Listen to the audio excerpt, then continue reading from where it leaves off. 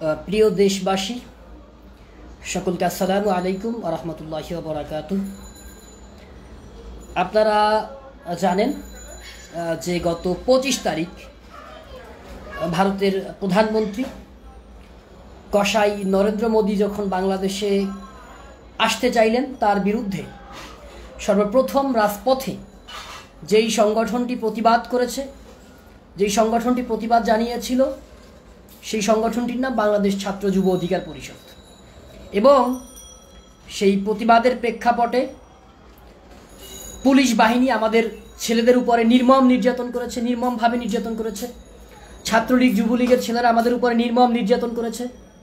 তারপরেও আমাদের ছেলেদেরকে দমানো যায়নি, আমাদের ছেলেদেরকে থামানো যায়নি। আমাদের ছেলেরা তাদের জীবনের বিনিময়ে সর্বশেষ রক্তবিন্দু দিয়ে আমাদের ছেলেরা লড়াই করেছে।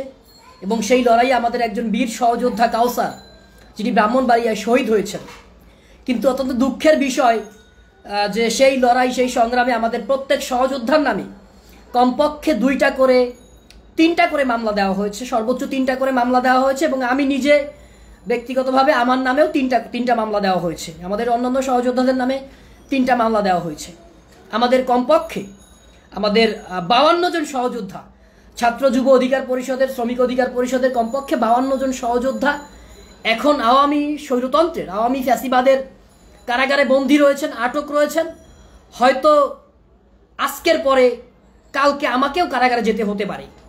এখন আমাদের এই ছেলেরা যারা কারাগারে গিয়েছে, কেউ কিন্তু তাদের ব্যক্তিগত স্বার্থে, কেউ কিন্তু তাদের ব্যক্তিগত প্রয়োজনে কারাগারে যায়নি। তারা সবাই দেশের প্রয়োজনে, মাটির প্রয়োজনে, গণতন্ত্রের প্রয়োজনে, ইসলামের স্বার্থে, মানবতার স্বার্থে তারা লড়াই করেছে, সংগ্রাম করেছে, আন্দোলন করেছে। এই কারণে তাদেরকে আওয়ামী ফ্যাসিবাদের আগ্রাসনের শিকার হতে হয়েছে। আওয়ামী ফ্যাসিবাদের মাধ্যমে, আওয়ামী ফ্যাসিবাদ তারা তাদেরকে নির্যাতন করেছে, নিপীড়ন করেছে। এখন সেই ছেলেগুলো কারাগারে রয়েছে। এখন আমাদেরকে তাদেরকে সেই কারাগার থেকে মুক্ত করা, যেমন করে তারা যেমন দেশপ্রেমের চেতনার জায়গা থেকে, দেশাত্মবোধের জায়গা থেকে, দেশকে ভালোবেসে দায়িত্ববোধের জায়গা থেকে কারাগারে যেতে দ্বিধাবোধ করেনি, দ্বিধাদ্বন্দ্ববোধ করেনি, জেলখানায় গিয়েছে, ঠিক তেমনি ভাবে তাদেরকে, তাদের পাশে দাঁড়ানো এখন আমাদের দায়িত্ব, আপনাদের দায়িত্ব, আপনাদের কর্তব্য। তারা দেশকে ভালোবেসে কারাগারে গিয়েছে। এখন তাদের প্রয়োজনে তাদের পরিবারকে সাপোর্ট দেওয়া, তাদের নিজেদেরকে সাপোর্ট দেওয়া আমাদের দায়িত্ব। তাদেরকে আমাদের এখন আইনি সহযোগিতা দেওয়া দরকার, আইনি সাপোর্ট দরকার, তাদেরকে ফাইন্যান্সিয়াল ব্যাকআপ দেওয়া দরকার, তাদেরকে অর্থনৈতিকভাবে সহযোগিতা করা দরকার। এবং সেই সহযোগিতা চেয়ে আজকের এই ফেসবুক লাইভটি করেছি। যদি মনে করে থাকেন যে মশিউর আপনার ভাই, ডাকসুর ভিপি নূর আপনার ভাই, বা ছাত্র যুব অধিকার পরিষদের যেই 52টি ছেলে এবং একটি মেয়েও রয়েছে তাদের সাথে, যেই ছেলে মেয়েগুলো কারাগারে গিয়েছে, তারা দেশের জন্য কথা বলে যদি কারাগারে যেয়ে থাকে, তাহলে আপনাদের কাছে আমি করজোরে অনুরোধ করছি, মিনতি করছি, আপনারা তাদেরকে সহযোগিতা করুন। আমাদের ছেলেদেরকে আইনি সহযোগিতা দরকার। আমাদের ছেলেদেরকে কারাগারে তাদের থাকা খাওয়া বাবদ, যেটা পিসি বলে, সেই পিসি বাবদ খরচ দেওয়া দরকার। আমাদের প্রায় 8 থেকে 10 লক্ষ টাকা প্রয়োজন। এই ছেলেগুলো মিনিমাম এখন, এদেরকে যদি জামিনে মুক্ত করতে চাই, আমরা জানি যে এই ফ্যাসিবাদের কারাগার লোয়ার কোর্ট তাদেরকে জামিন দিবে না। সেক্ষেত্রে তাদের হাইকোর্টেও যদি জামিন করাতে হয়, কমপক্ষে 2 মাস সময় লাগবে। যেহেতু লকডাউন চলছে, এই 2 মাস আমাদের ছেলেদেরকে কারাগারে আমাদেরকে তাদের খরচের টাকা দিতে হবে। এখন আমি ছাত্র মানুষ, আমি ঢাকা বিশ্ববিদ্যালয়ের ছাত্র, ডাকসুর ভিপি নূর ঢাকা বিশ্ববিদ্যালয়ের ছাত্র। তাদের কারো পক্ষে আসলে এইভাবে খরচ দেওয়া আসলে আমাদের ব্যক্তিগতভাবে আমাদের পক্ষে সম্ভব না। সেক্ষেত্রে আমরা সব সময় সাধারণ মানুষের সহযোগিতায় বিশ্বাস করেছি।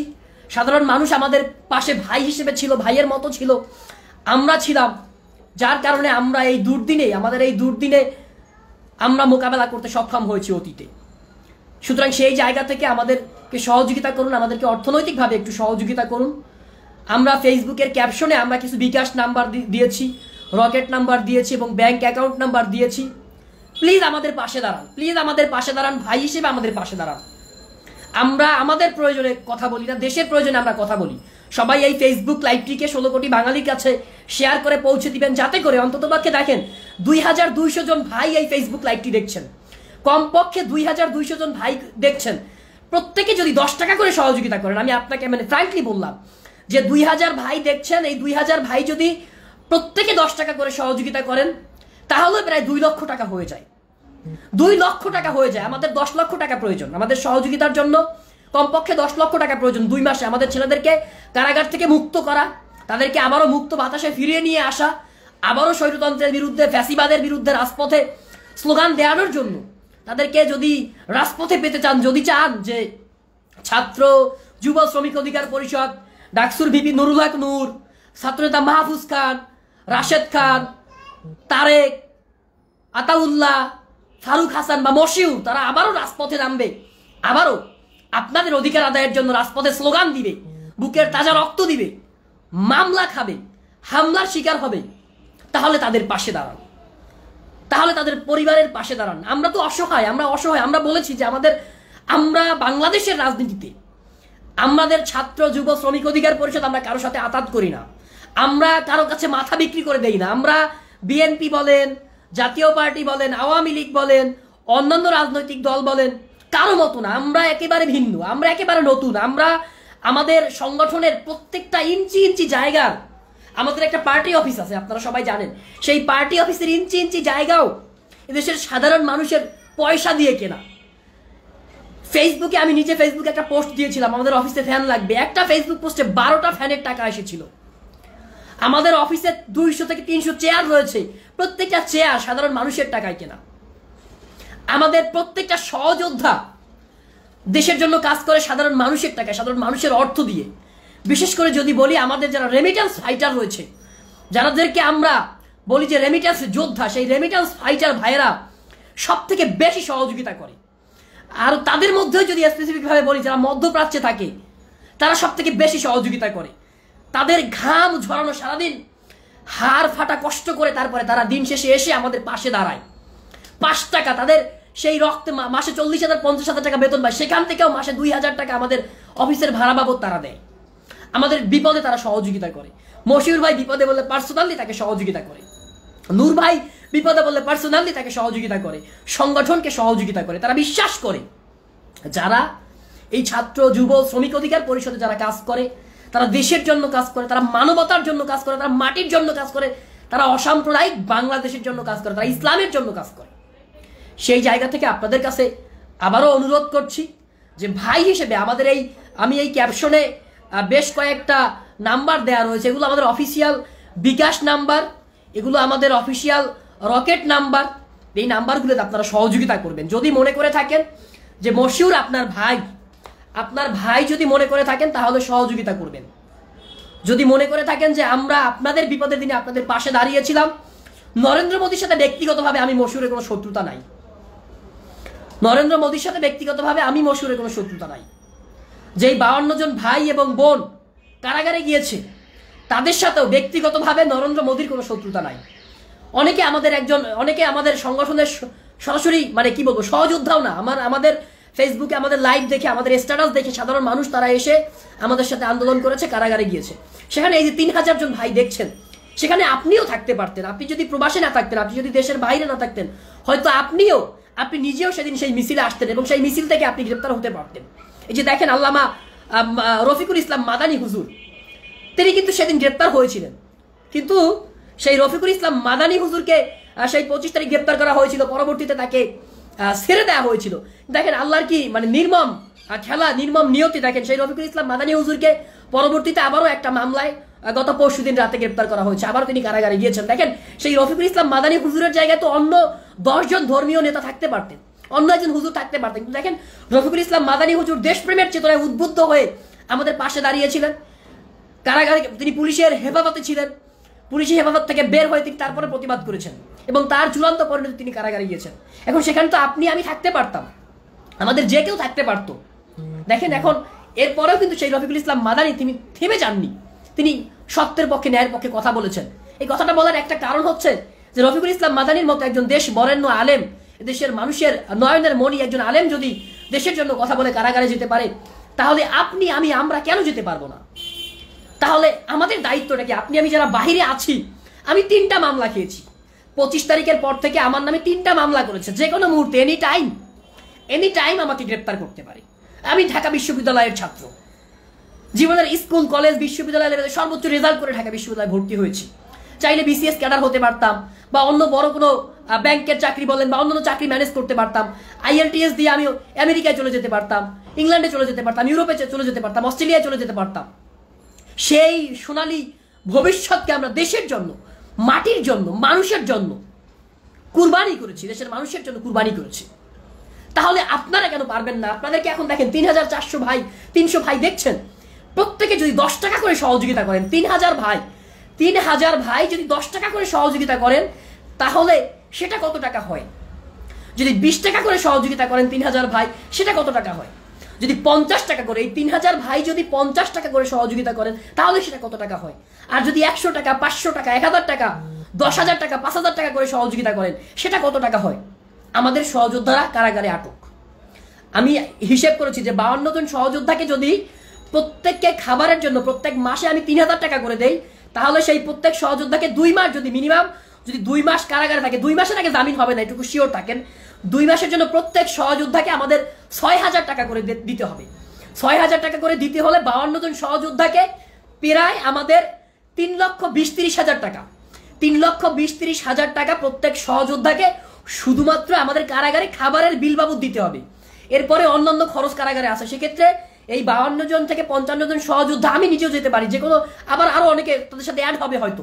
সেক্ষেত্রে এই সহযোদ্ধাদেরকে তাদের মুক্তির আগ পর্যন্ত মিনিমাম 5 লক্ষ টাকা আমাদের শুধুমাত্র কারাগারে ওই পিসিতে জমা দেওয়া লাগবে, 5 লক্ষ টাকা।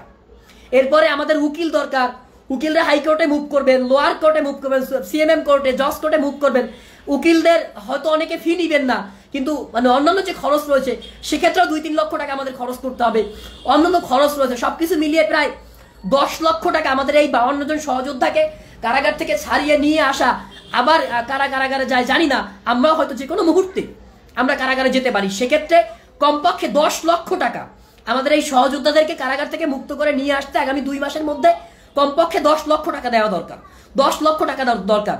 এখন আমি তো ছাত্র মানুষ, আমি কোথায় পাবো? যদি বলেন যে মশিউর ভাই আপনি দিয়ে দেন, আমার তো পরিবারের সেই সামর্থ্য নাই। যদি বলেন যে মশিউর ভাই ভিপি নূরকে বলেন দিয়ে দিতে, ভিপি নূরের পরিবারের সামর্থ্য নাই, আমাদের কারোরই সামর্থ্য নাই। আমরা গর্ব করে বলি যে we are from lower class and we are from lower middle class.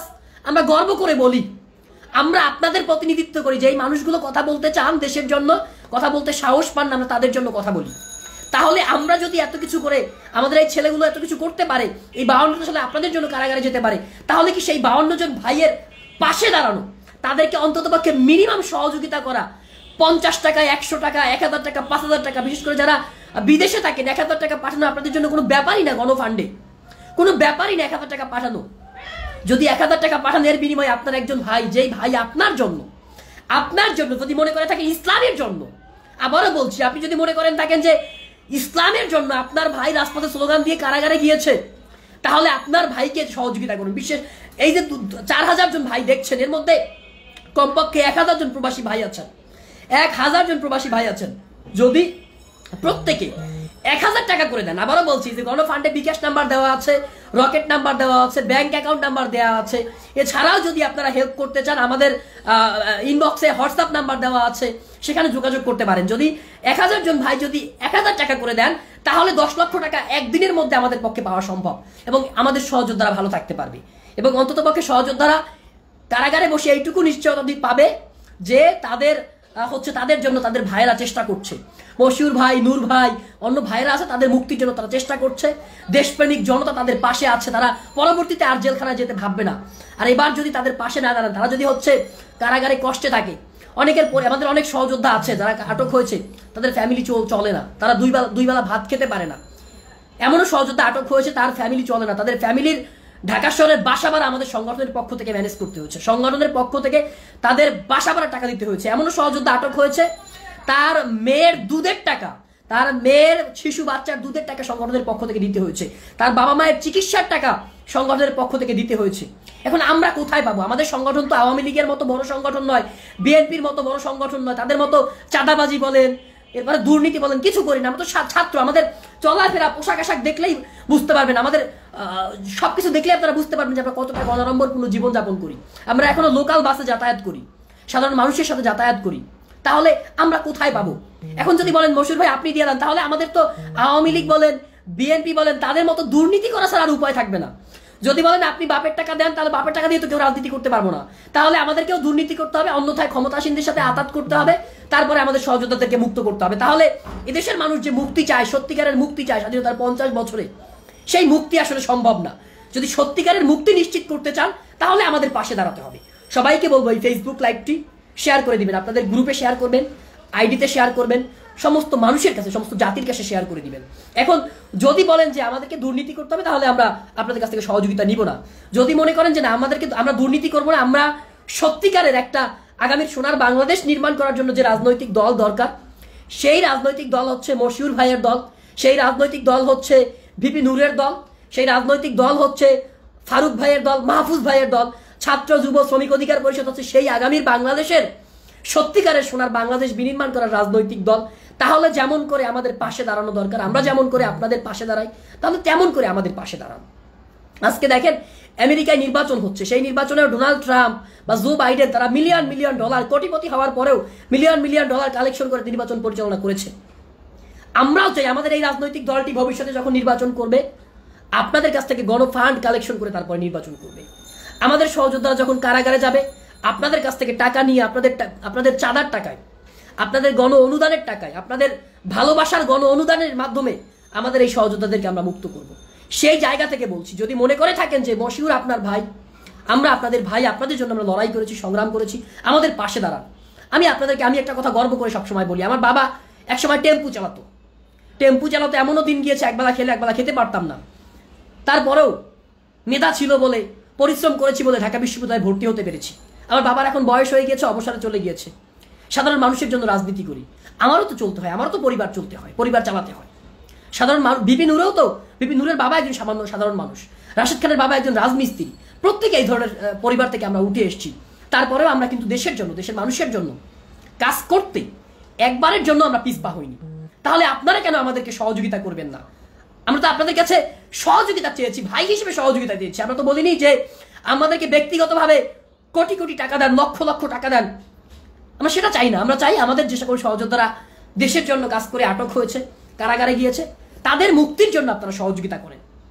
সেক্ষেত্রে আপনারা যতটুকু পারবেন, 100 টাকা, 500 টাকা, যদিও আমার কথাগুলো বলতে নিজেরই খারাপ লাগছে, ঢাকা বিশ্ববিদ্যালয়ের ছাত্র হিসেবে আসলে ফেসবুকে লাইভে এসে এই ধরনের কথা বলা আসলে এটাকে আমার জন্য বিব্রতকর। তারপরেও বলছি, কারণ আমি একটা সংগঠন করি, সাধারণ মানুষকে রিপ্রেজেন্ট করি, দেশের গণমানুষের সংগঠন ছাত্র যুব অধিকার পরিষদকে রিপ্রেজেন্ট করি। সেই 2018 সাল থেকে এখন পর্যন্ত গণমানুষের চাঁদা নিয়ে, গণমানুষের গণ অনুদান নিয়ে, সহযোগিতা নিয়ে, ভালোবাসার গণ অনুদান নিয়ে আমাদের সংগঠন আমরা চালিয়ে আসছি। সেই জায়গা থেকে বলি যে একজন শ্রমিক, সেও চাইলে 100 টাকা দিতে পারবে আমাদের গণ অনুদানে, কোনো সমস্যা নাই। 10 টাকা, 5 টাকা পর্যন্ত আমাদের গণ অনুদান দিয়েছে। 10 টাকা, একজন সাধারণ মানুষ, রিক্সাওয়ালা ভাই, তিনি 10 টাকা দিয়ে বলেছেন, মশিউর ভাই আমার 10 টাকা দেওয়ার সামর্থ্য আছে, আমি 10 টাকা আপনাদেরকে পাঠিয়েছি। এমনও ভাই আছে 50 টাকা পাঠিয়েছে, পাঠিয়ে ফোন দিয়েছে। আমার নিজ অভিজ্ঞতা থেকে বলছি, করোনাকালীন একেবারে শুরু থেকে যখন আমরা সাধারণ মানুষকে ত্রাণ দিয়েছি, এক ভাই 50 টাকা পাঠিয়েছে, পাঠিয়ে ফোন দিয়েছে, মশিউর ভাই আমার সামর্থ্য 50 টাকা, সেই 50 টাকা সামর্থ্যের সর্বোচ্চটুকু দিয়ে আপনাদেরকে সহযোগিতা করেছি, এবং সেই টাকা আমরা আমাদের মতো করে কালেকশন করে আবার সাধারণ মানুষকেই দিয়েছি, আমরা ভোগ করিনি। এবং পাই টু পাই হিসেব, প্রত্যেকটা টাকার 1 টাকা করে করে আমরা হিসেব, পাই টু পাই হিসেব সাধারণ মানুষের সামনে প্রকাশ করেছি। তারপরে এই আওয়ামী ফ্যাসিবাদী সরকার আমাদের পূর্বে যে বিকাশ নাম্বারগুলো ছিল, পূর্বে যে রকেট নাম্বারগুলো ছিল, ব্যাংক অ্যাকাউন্টগুলো ছিল, সেগুলো বন্ধ করে দিয়েছে। আমরা আবার নতুন করে কিছু বিকাশ নাম্বার দিয়েছি, কিছু রকেট নাম্বার দিয়েছি, ব্যাংক অ্যাকাউন্ট দিয়েছি। এইগুলোতে আপনারা সহযোগিতা করবেন। এই সহযোগিতার মধ্য দিয়ে আমাদের এই যে সকল সহযোদ্ধারা কারাগারে আটক রয়েছে, মিথ্যা মামলায় এখন যে মাসের পর মাস জেলে থাকতে হবে, যাতে করে আমরা এই আপনাদের সহযোগিতা নিয়ে তাদের পরিবারকে সহযোগিতা করতে পারি, তাদেরকে সহযোগিতা করতে পারি, আমাদের সংগঠনের কাজগুলোকে আমরা ঠিকমতো পরিচালনা করতে পারি। এছাড়াও আপনারা জানেন যে রিসেন্টলি মেডিকেলে ভর্তি পরীক্ষা হয়েছে, সেক্ষেত্রে অনেক শিক্ষার্থী মেডিকেলে চান্স পেয়েছে। এখন অনেকে আছে যে রিক্সাওয়ালার, সাধারণ রিক্সাওয়ালা, ভ্যান চালক, তাদের ছেলে মেয়ে, গরিব অসহায় ছেলে মেয়ে, দিন মজুরের ছেলে মেয়ে মেডিকেলে চান্স পেয়েছে। অর্থের 20-30 হাজার টাকা লাগবে মেডিকেলে ভর্তি হতে, অর্থের অভাবে ভর্তি হতে পারছে না। সেক্ষেত্রে আমরা আপনাদের এই গণ অনুদানের টাকা দিয়ে এটাকে আমরা আমাদের ইমানি দায়িত্ব, এটাকে আমাদের দেশপ্রেমের দায়িত্ব হিসেবে গ্রহণ করি। সেই টাকা দিয়ে তাদেরকে আমরা সহযোগিতা করার চেষ্টা করি। আপনারা দেখেছেন গতকালকে যে পাবনাতে একটা মেয়ে অসহায়, ফেসবুকের কল্যাণে দেখেছেন, প্রত্যেকটা মিডিয়ায় নিউজ হয়েছে, সেই মেয়েটিকে আমরা সহযোগিতা করেছি। আমরা যশোরে খবর নিয়েছি, আরও অনেককে ফেসবুকে পোস্ট দিয়েছি যে যাই কারো সহযোগিতা লাগে নির্দ্বিধায় যোগাযোগ করবেন। যদি আমার সংগঠন সহযোগিতা করতে নাও পারে, অন্ততপক্ষে আমি মশিউর ব্যক্তিগতভাবে আমার ফেসবুকে নক করলে আমি ফেসবুকে লাইভে এসে হোক, স্ট্যাটাসের মাধ্যমে হোক, পার্সোনালি হোক, যেভাবে হোক কালেকশন করে তাদের ভর্তির ব্যবস্থা আমরা করব। যারা ঢাকা বিশ্ববিদ্যালয় সহ বিভিন্ন বিশ্ববিদ্যালয়, পাবলিক বিশ্ববিদ্যালয়ে চান্স পাবে, তাদের ভর্তির ব্যবস্থাও আমরা করার চেষ্টা করবো আমাদের সাথে যোগাযোগ করলে। সুতরাং এটা আমাদের কাছে আমানত, আপনাদের সহযোগিতা আমাদের কাছে আমানত। আপনারা আমাদেরকে সহযোগিতা করুন, আমাদের পাশে দাঁড়ান, দেশ জাতির প্রয়োজনে আমাদের পাশে দাঁড়ান, আমরা আপনাদের পাশে দাঁড়াবো। আপনারা আমাদের পাশে দাঁড়ান, আমরা আপনাদের পাশে দাঁড়াবো। আপনারা আমাদের ভাই, আমরা আপনাদের ভাই। আমরা আপনাদের নেতা হতে চাই না, আমরা আপনাদের ভাই হতে চাই। আমরা আপনাদের সহযোদ্ধা হতে চাই, আমরা আপনাদের বন্ধু হতে চাই। আপনাদের কাছে আমরা বিশ্বস্ত হতে চাই, বড় নেতা হওয়ার দরকার নাই। সুতরাং আপনারা সবাই যতটুকু পারেন, আমাদের এই ক্যাপশনে কয়েকটা বিকাশ এবং রকেট নাম্বার দেওয়া আছে, যতটুকু সামর্থ্য 100 টাকা, 500 টাকা, 50 টাকা, 20 টাকা, 10 টাকা, 1000 টাকা, 5000 টাকা, যতটুকু পারেন সহযোগিতা করুন। ভাই হিসেবে সহযোগিতা করুন, বন্ধু হিসেবে সহযোগিতা করুন। দেশ জাতির আগামীর সুন্দর একটি বাংলাদেশ বিনির্মাণ করার জন্য সহযোগিতা করবেন, আমাদের পাশে থাকবেন। ফেসবুকে যেমন করে আমাদের পাশে লাইক দিয়ে বলেন, শেয়ার করে বলেন, আমাদের কথাগুলোকে সাধারণ মানুষের কাছে ভাইরাল করে পৌঁছে দিয়ে যেভাবে পাশে থাকেন, ব্যক্তিগতভাবে ওইভাবে পাশে থাকবেন, এই প্রত্যাশা করছি। সকলে ভালো থাকবেন, সুস্থ থাকবেন, নিরাপদে থাকবেন, আমাদের পাশে থাকবেন। যে কোনো মুহূর্তে গ্রেপ্তার হতে পারি। যদি আমি গ্রেপ্তার হই, আমার পরিবারের পাশে থাকবেন, আমার পরিবারকে মানসিকভাবে সহযোগিতা করবেন, আমার পরিবারকে মানসিকভাবে একটু সাপোর্ট দিবেন, যাতে করে আমার মা খুবই ইমোশনাল একজন মানুষ, খুবই ভয় পায়, খুবই কান্নাকাটি করে, তাকে একটু তার পাশে দাঁড়াবেন, এই প্রত্যাশায় আজকের এই ফেসবুক লাইভটা এখানে শেষ করছি। জয় হোক সাধারণ মানুষের, জয় হোক বাংলাদেশের। আগামী বাংলাদেশ আমরাই বিনির্মাণ করব। দেখা হবে রাজপথে, কথা হবে স্লোগানে। খোদা হাফেজ।